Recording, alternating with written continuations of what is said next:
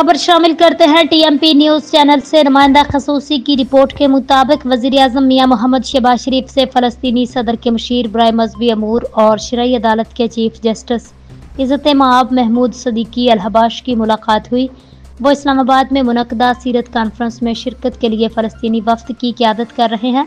मुलाकात में मस्जिद अक्सा के इमाम अहमद हुसैन और पाकिस्तान में फ़लस्तीनी सफ़ीर भी मौजूद थे। मुलाकात के दौरान वज़ीर-ए-आज़म ने फ़लस्तीन के सदर डॉक्टर महमूद अब्बास के लिए अपना तहनीती पैगाम दिया। उन्होंने फ़लस्तीन के लिए पाकिस्तानी अवाम की गैर मुतज़लज़ल हमायत का इआदा किया, यकीन दिलाया पाकिस्तान फ़लस्तीन के बरादर अवाम के लिए अपनी मुकम्मल हमायत जारी रखेगा, जिन्होंने बेपनाह कुर्बानियाँ दी हैं और बहादुरी से इसराइली जारियत का सामना किया है। वज़ीर-ए-आज़म ने मज़ीद कहा, वो हर सफारती फोरम पर फ़लस्तीनी अवाम के हकूक़ के लिए पूरी कुव्वत से आवाज़ बुलंद करते रहेंगे। गजा की इंसानी सूरत हाल पर वज़ीर-ए-आज़म ने फ़लस्तीनी वफ़द को यकीन दिलाया पाकिस्तान गजा के लोगों के लिए इंसानी इमदाद की फराहमी जारी रखेगा, जो इसराइली काबज़ अफवाज के हाथों इंसानी ताख्ता कहत का शिकार हैं। फ़लस्तीनी सदर के मुशीर ने फ़लस्तीनी अवाम की जानिब से मुसलसल और गैर मुतज़लज़ल हमायत पर पाकिस्तानी अवाम और हुकूमत का तहे दिल से शुक्रिया अदा किया। उन्होंने पाकिस्तान और फ़लस्तीन के अवाम के दरमियान दरीना और तारीखी रिश्तों का जिक्र करते हुए कहा, पाकिस्तान में